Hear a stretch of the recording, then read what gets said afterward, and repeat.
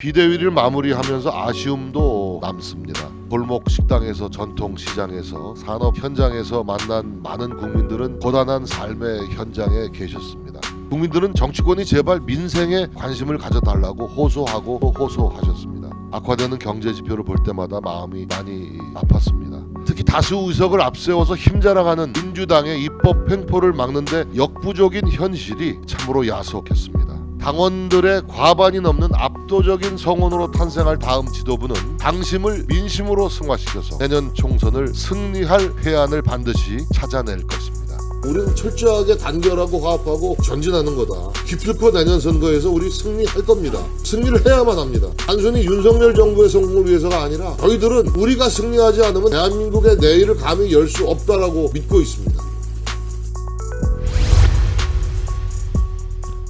지난 이틀 동안 진행된 전당대회 당원 선거인단 모바일 투표의 투표율이 47.5%였습니다. 이틀간의 모바일 투표율만으로도 지난 전당대회 최종 투표율 45.4%를 넘어섰습니다. 당대표 선출을 위한 전당대회 투표율 중 역대 최고를 기록했습니다. 84만 당원 선거인단이 지금까지 없었던 정당 민주주의의 역사를 새롭게 쓰고 있는 것입니다. 당원들이 간절히 원하는 것은 윤석열 정부의 성공입니다.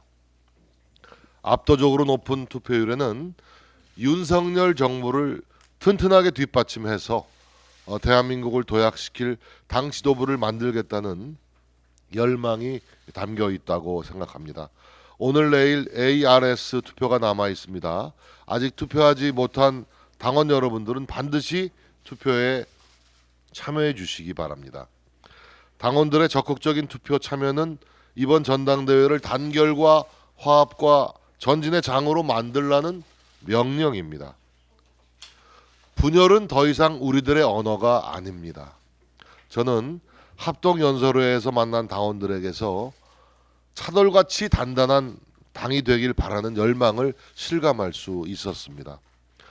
후보 여러분들께서는 마지막까지 당의 미래와 총선 승리를 이끌 수 있는 비전 경쟁을 통해 유종의 미를 거두어 주시기 바랍니다.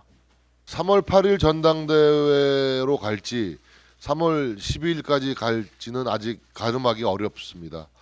3월 8일 전당대회에서 만일 새로운 지도부가 선출되면 저희 비대위는 오늘이 마지막 비상대책 회의가 되겠습니다.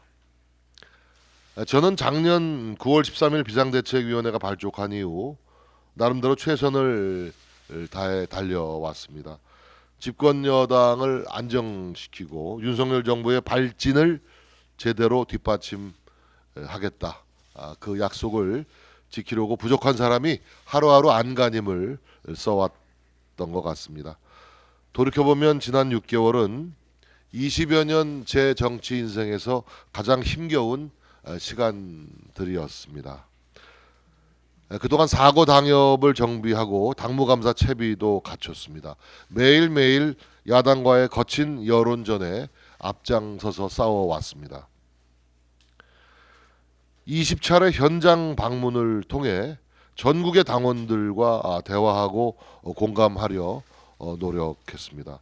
정당 민주주의를 바로 세우는 시간이기도 했습니다.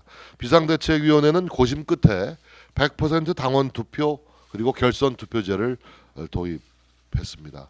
국가의 모든 권력이 국민으로부터 나오듯이 국민의힘의 모든 권력은 당원에게서 나온다. 저는 이 원칙을 확립하고 싶었습니다. 당 지도부를 내 손으로 선출한다. 당의 중요한 일을 내가 결정한다는 당원들의 긍지와 자부심이 한껏 높아졌고 그 결과 높은 투표율로 반영되고 있다고 생각합니다. 대과 없이 비대위원장직을 마무리하게 된 것은 순전히 우리 당원들의 뜨거운 지지와 성원 덕분입니다. 이 자리를 빌어서 머리 숙여 진심 어린 감사를 드리고 싶습니다. 비대위를 마무리하면서 아쉬움도 남습니다. 골목 식당에서 전통 시장에서 산업 현장에서 만난 많은 국민들은 고단한 삶의 현장에 계셨습니다. 국민들은 정치권이 제발 민생에 관심을 가져달라고 호소하고 또 호소하셨습니다. 악화되는 경제 지표를 볼 때마다 마음이 많이 아팠습니다. 특히 다수 의석을 앞세워서 힘자랑하는 민주당의 입법 횡포를 막는데 역부족인 현실이 참으로 야속했습니다. 어려운 난제들을 다음 지도부에 넘기면서 떠나는 마음이 많이 무겁습니다. 당원들의 과반이 넘는 압도적인 성원으로 탄생할 다음 지도부는 당심을 민심으로 승화시켜서 내년 총선을 승리할 회안을 반드시 찾아낼 것입니다. 저도 어떤 자리에 있든 힘을 보태겠습니다. 내년 4월 승리의 노래를 함께 부르는 그날 윤석열 정부가 활주로를 박차고 힘차게 창공을 날아오르는 그날을 기대하겠습니다. 여러분 그동안 감사했습니다. 저는 뭐 이제 비대위원장직을 내려오고 차기 지도부의 임무 인수인계를 하지만 차기 지도부가 뭐 누가 되든 간에 우리에게 부여된 그야말로 특별한 사명, 내년도 총선, 제가 그 거대한 전쟁이라는 표현을 일부러 쓰는데 단순히 4년 만에 돌아오는 선거가 아니고 대한민국의 명운이 걸린 정말 건건일척의 승부를 걸어야 하는 그런 총선이라고 저는 생각을 해서 그 어느 때보다도 차기 지도부의 역할과 책임이 크다 이렇게 생각을 합니다. 제가 이제 이번에 그 6개월 동안 비대위를 이끌면서 뭐 여러 가지 뭐 채비를 차렸지만 저에게 부여된 사명은 뭐 스스로 규정해 볼 때 당을 조속히 안정시키는 일과 당을 차돌처럼 단단하게 단합시키는 일 두 가지였다고 생각합니다. 그것이 바로 내년 총선에 대비하기 위한 그 기초체력 운동이고 반드시 거쳐야 할 과정이었기 때문에 그렇습니다. 그래서 두 가지 일에 저는 매진했다고 보고 여러분들 어저께 발표된 높은 투표율에서 보듯이 어쨌든 우리 당원들이 이 당의 주인이고 대소사에 있어서 당원들의 의견을 가장 중요시하는 민주정당으로의 발돋움 이것이 저는 큰 의미가 있다고 생각합니다. 그 당원들이 정말로 자긍심과 자부심을 갖게 됐구나. 그런 것이 현장에서 표출되고 있음을 제가 피부로 느끼고 있습니다. 저는 뭐 처음에 이런저런 지적도 받았습니다만은 매우 잘한 결정이고 명분 있는 결정이었다라고 저는 생각해서 자부심을 갖습니다. 역대 최대의 투표율은 결국은 이제 오늘 내일 ARS 투표까지 하면 전례 없는 우리 전당대회 사상 당대표를 뽑는 전당대회 역사상 최고의 투표율, 과반을 넘는 투표율을 기록하게 될 것으로 기대를 하고 있습니다. 이렇게 저희 당은 새롭게 출발하려고 합니다. 힘차게 전진하려고 합니다. 그동안 우리 보수는 뭐 분열로 뭐 어쩐다고 이런 얘기도 있었지만 더 이상 우리 보수 진영의 국민의힘의 분열은 우리의 단어, 우리의 언어가 아닙니다. 이것은 우리가 정말로 알아서 얘기해야 될 문제다.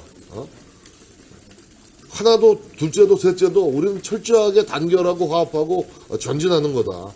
그리고 기필코 내년 선거에서 우리 승리할 겁니다. 또 승리를 해야만 합니다. 단순히 윤석열 정부의 성공을 위해서가 아니라 저희들은 우리가 승리하지 않으면 대한민국의 내일을 감히 열 수 없다라고 믿고 있습니다. 그래서 우리는 승리해야 합니다. 여러분들 아무튼 많이 도와주신 거 내가 평생 잊지 않고 두고두고 갚겠습니다. 아무튼 우리 언론인들을 위해서라도 좀 제가 정책적인 면을 좀 개발했어야 되는데 그런데 지금 소홀히 한 거 좀 미안하게 생각하고 저는 뭐 앞으로 뭐 국회 열릴 때는 뭐 가끔 뵙겠지만 뭐 평일날에는 자주 여러분들 만날 일은 없을 것 같아요. 저도 뭐 이제 그동안 좀 자주 못 갔던 우리 지역도 가야 되고 하니까 여러분 반갑고 고맙게 생각합니다. 원장님 근데 결선까지 가면 비대위를 하고 남은 거 아닌가요? 일단 안 간다고 보시고 그게 유권 해석이 다르더라고 좀 그게. 그래서 뭐 저는 솔직히 8일날 끝날지 10일날 끝날지 잘 모르겠지만 적어도 하나 8일날 최고위원회 구성은 되는 겁니다. 그렇지 않습니까? 당대표의 경우에 50%를 넘지 않으면 10일까지 가지만 최고위원들은 다 선출되는 것이기 때문에 사실상의 우리 최고의 구성에 대한 고별 인사를 드려야겠다. 뭐 그렇게 생각을 했던 것이고요. 굉장히 마지막까지 이제 단합 비전, 정책 비전 같은 것들 굉장히 주셨는데 이틀 남겨놓고도 아직까지도 네거티브와 비방 가득하다. 글쎄 뭐 이제 어차피 뭐 선거라는 것은 다툼과 경합이 있을 수밖에 없는 것이죠. 뭐 역대 선거 다 그렇지 않았습니까?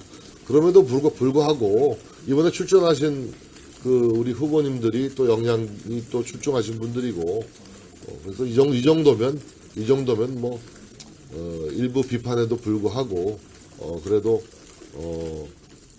여러 당원들의 호응 이런 걸 봐서 원만하게 전당대회가 진행된 것이 아닌가 이렇게 생각을.